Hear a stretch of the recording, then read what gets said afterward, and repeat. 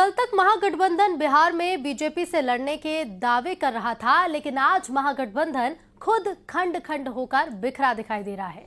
ये क्यों कहा जा रहा है? महागठबंधन में कांग्रेस आरजेडी में अंदरूनी फाइट चल रही है। नामांकन खत्म हो गए, लेकिन अभी महागठबंधन में ही ठीक से क्लियर नहीं है कि कौन सी पार्टी कितनी सीटों पर चुनाव लड़ रही है। और इसके अलावा विपक्ष में करोड़ों रुपए में टिकट खरीदने बेचने के आरोप भी लग रहे हैं। एक रिपोर्ट जरा देखिए। राहुल जी चलाए वोट चोर, हम चला रहे हैं टिकट चोर। 17 लाख रुपए लिया है। सत्ता लोलुपता का गठबंधन है। इनका उद्देश्य कभी भी बिहार का बेहतरी नहीं है। बिहार में तो हमने लेटर लिखा, वो लोग तैयार नहीं हुए, तो हम अपना चुनाव लड़ेंगे ना। तेजस्वी भैया 2 दिन पहले बोले हमसे कि टिकट ही रुको, तुमको मिलेगा। हमको क्या पता कि रात में, आज सुबह में हमको खबर मिलेगा कि मेरे तक टिकट हमको नहीं मिला।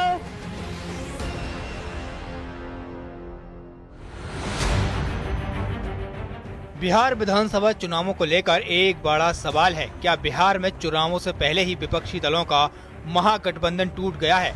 दरअसल चुनावों के ऐलान के पहले से ही और ऐलान के बाद तक सीटों को लेकर महागठबंधन के दलों में तकरार तो चल रही थी, लेकिन अब गठबंधन टूट जाने के आंकड़े भी सामने आ गए हैं। महागठबंधन में इसी आपसी फूट के साथ ही गठबंधन से अलग होने वाली जेएमएम की बात करेंगे। हेमंत सोरेन ने बिहार में चुनाव नहीं लड़ने का ऐलान क्यों किया और महागठबंधन को इसका क्या नुकसान उठाना पड़ सकता है? साथ ही सीमांचल में गठबंधन की मुसीबत बढ़ाने वाले ओवैसी तक की भी आज बात होगी। लेकिन उससे पहले बात बिहार में टिकटों को बेचने पर हो रहे बड़े दावों की करते हैं। चुनावों में टिकट कटना एक सामान्य प्रक्रिया है। 17 लाख रुपए लिया है संजय यादव लिया है। कौन तो सुनील इसका जो है ना दलाल है, इंजीनियर सुनील लिया पैसा। लालू से हम प्राण दे देंगे। हमारे गुरु है लालू जी, उनके लिए हम जानते नहीं। अरे बाप क्या करें, हम बर्बाद हैं, हम सब फाड़ लेंगे। राहुल जी चलाए वोट चोर, हम चला रहे हैं टिकट चोर। करोड़ों करोड़ में टिकट बिक्री हुआ है, करोड़ों करोड़ में। इसके सूत्रधार कौन है? दोषी जो ये है, 3 उनके जो परवारी है, अल्लाह बरू साहब है, शकील अहमद खान है और राजेश राम है। ये तीनों बेंच पर बैठे टिकट बांटने वाले लोग हैं। और उसका मुखबिर जो है हमारे भाई साहब पप्पू यादव जी है। अति पिछड़ा समाज को बेटा को मान सम्मान देना नहीं चाहता है, और उसका कारण है कि आज आदरणीय प्रतिपक्ष नेता तेजस्वी प्रसाद यादव जी 3 करोड़ में टिकट बेचकर हमको अपमानित करने का काम किया है। लालू जी को चाहिए था कि वो अपने बुजुर्गियत का सैक्रिफाइस दिखाएं।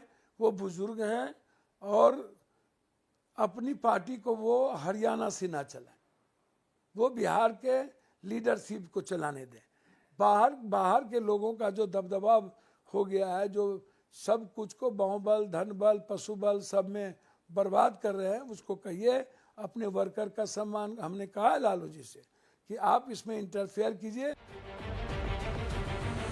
वहीं सीमांचल में ओवैसी ने महागठबंधन की मुसीबत बढ़ा रखी है। ओवैसी की पार्टी AIMIM ने कुल 35 सीटों पर अपने उम्मीदवार उतारे हैं और चुनावों के ऐलान के साथ ही खुद ओवैसी धुआंधार चुनाव प्रचार और रैलियां कर रहे हैं। जाहिर है ओवैसी की मजबूती महागठबंधन खासकर आरजेडी के M/Y फैक्टर को बड़ी चुनौती दे रही है। बिहार में अख्तर उल ईमान साहब ने, MIM पार्टी ने लालू प्रसाद यादव को एक लेटर लिखा, जनाब खरगे साहब को लेटर लिखा, CPI ML के जो लीडर है उनको लिखा और CPI के लीडर को लेटर लिखा। लिखकर क्या कहा कि हमको शामिल करिए। फिर तेजस्वी यादव को लेटर लिखकर कहा कि हमको 6 सीट दीजिए। तो हमने लेटर लिखा, वो लोग तैयार नहीं हुए, तो हम अपना चुनाव लड़ेंगे ना। झारखंड मुक्ति मोर्चा को चाहने वाले और जिस तबके का प्रतिनिधित्व झारखंड मुक्ति मोर्चा करता है, वह मतदाता भी इस बात को बड़ी गंभीरता से देख रहे हैं कि किस तरीके का राजनीतिक छल का शिकार झारखंड मुक्ति मोर्चा को बनाया गया। इसका जवाब वहाँ की जनता देगी। देखिए, हुड़दंग हंगामा करते करते जो उनका हुड़दंग और हंगामे का हवाई हाहाकार था, वो करते करते ये गठबंधन जो है वो गठबंधन की गठरी गंडोला की छतरी बनती जा रही है। अब अगर किसी गठबंधन की गठरी जो है वो गंडोला की छतरी बन जाए तो ये या तो गच्चा खाएगी या गड्ढे में जाएगी। ये लोग जो हमारे विरोधी हैं, ये दरअसल जो सीटें जहां पर फ्रेंडली फाइट हो रहे हैं महागठबंधन के उम्मीदवार, उन्हीं सीटों पर ये खुशफहमी में है कि हम जीत जाएंगे, बाकी सीटों पर हार जाएंगे।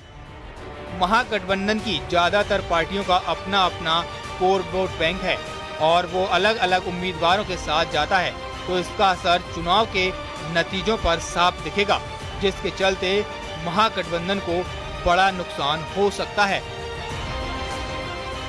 Bureau report, news 18। दीपावली के बाद आज दिल्ली में जिस तरह वायु प्रदूषण का स्तर खतरनाक स्तर पर पहुंच गया, उससे शायद उन लोगों के मन में लड्डू फूट रहे होंगे जो प्रदूषण का सारा दोष पटाखों के सर पर मढ़ना चाहते हैं और साथ ही पटाखों को प्रदूषण बढ़ाने का दोषी बताते हैं। लेकिन बीजेपी ने दिल्ली प्रदूषण को लेकर जो सनसनीखेज दावा किया, उसमें यह बताया गया कि दिल्ली की दीपावली काली करने के पीछे पंजाब की पराली जिम्मेदार है। देखिए सर।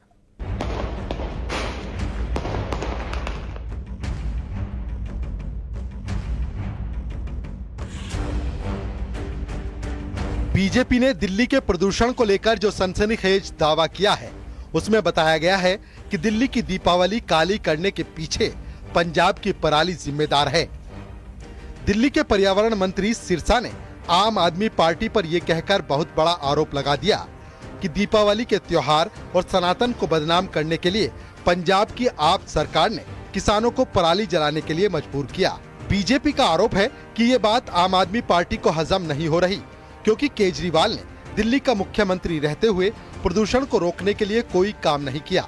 सरकार बनने से पहले आप पंजाब में पराली को जिम्मेदार बताती थी, लेकिन पंजाब में भगवंत मान के मुख्यमंत्री बनने के बाद आपने प्रदूषण की टोपी हरियाणा के सिर पर ट्रांसफर कर दी थी।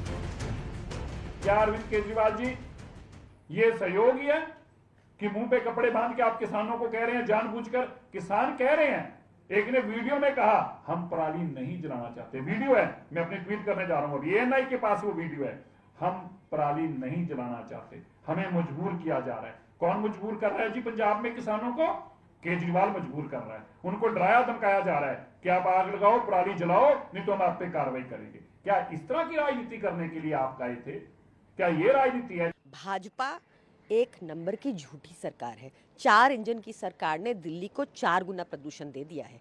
भाजपा को आज जवाब देना चाहिए कि उन्होंने लॉन्ग टर्म मेजर्स में और शॉर्ट टर्म मेजर्स में ऐसे क्या स्टेप्स उठाए। दिवाली से पहले, दिवाली के बाद उनका क्या प्रोग्राम है, क्या स्टेप्स उठाने का